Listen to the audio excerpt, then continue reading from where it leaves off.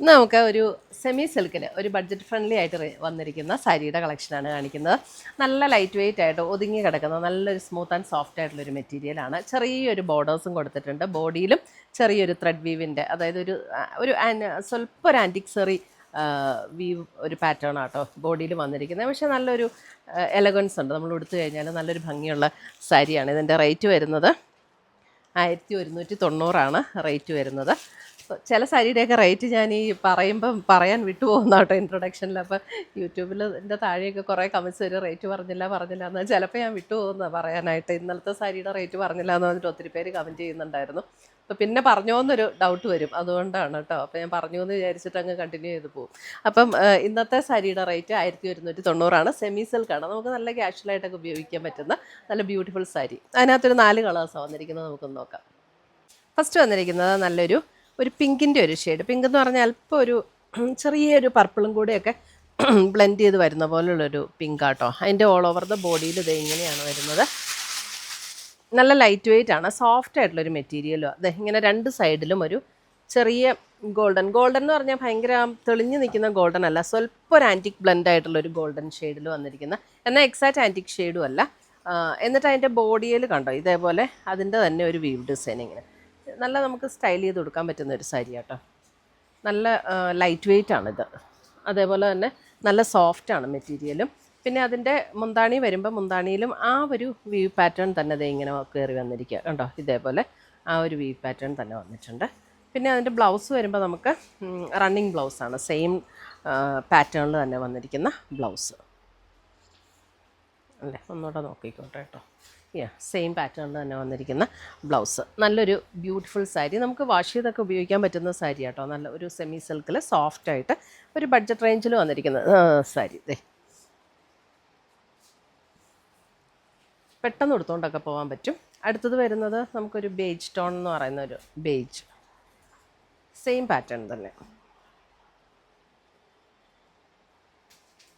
വേണമെങ്കിൽ നമുക്ക് കോൺട്രാസ്റ്റ് ഒക്കെ ഇട്ട് പെയർ ചെയ്താലും നല്ലതാട്ടോ ഇതൊക്കെ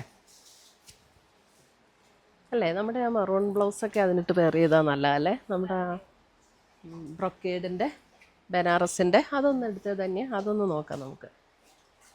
അതെ, ഞാൻ ലാസ്റ്റ് കാണിച്ചു തരാം കേട്ടോ. അതിനിങ്ങനെ കോൺട്രാസ്റ്റ് ഇടുമ്പോഴും നല്ലതായിരിക്കും. നല്ലൊരു യെല്ലോ ഷെയ്ഡ്, ഈ ഭയങ്കര തെളിഞ്ഞ മാമ്പഴ യെല്ലോ അല്ല, മസ്റ്റാർഡും യെല്ലോയും കൂടെ, മസ്റ്റാർഡ് യെല്ലോയും ഒരു മാമ്പഴ യെല്ലോയും കൂടെയൊക്കെ ബ്ലെൻഡ് ചെയ്ത് വന്നിരിക്കുന്ന ടോൺ. ബ്ലൗസിൻ്റെ മെറ്റീരിയലാണ് ഞാൻ പറഞ്ഞത്.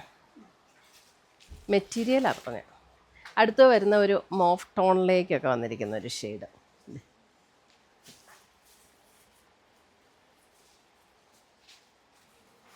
ഞാൻ പറഞ്ഞില്ലേ ഇതിൻ്റെ കൂടെ നമുക്കൊരു കോൺട്രാസ്റ്റ് ബ്ലൗസൊക്കെ പെയർ ചെയ്യണമെങ്കിൽ അങ്ങനെ പെയർ ചെയ്യാമെന്ന്.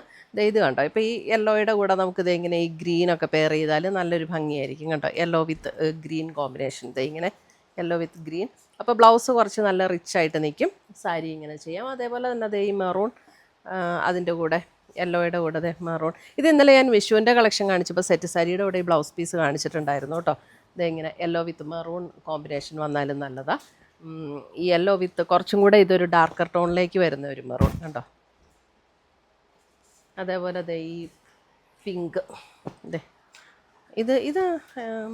ഇതിനേക്കാളും നല്ലത് ആദ്യം കാണിച്ചാൽ അല്ലേ, മെറൂണും ഗ്രീനും വയ്ക്കുക. ആ ബേജ് കാണിച്ച് ബേജിൻ്റെ കൂടെ നമുക്കിതൊക്കെ പോകും.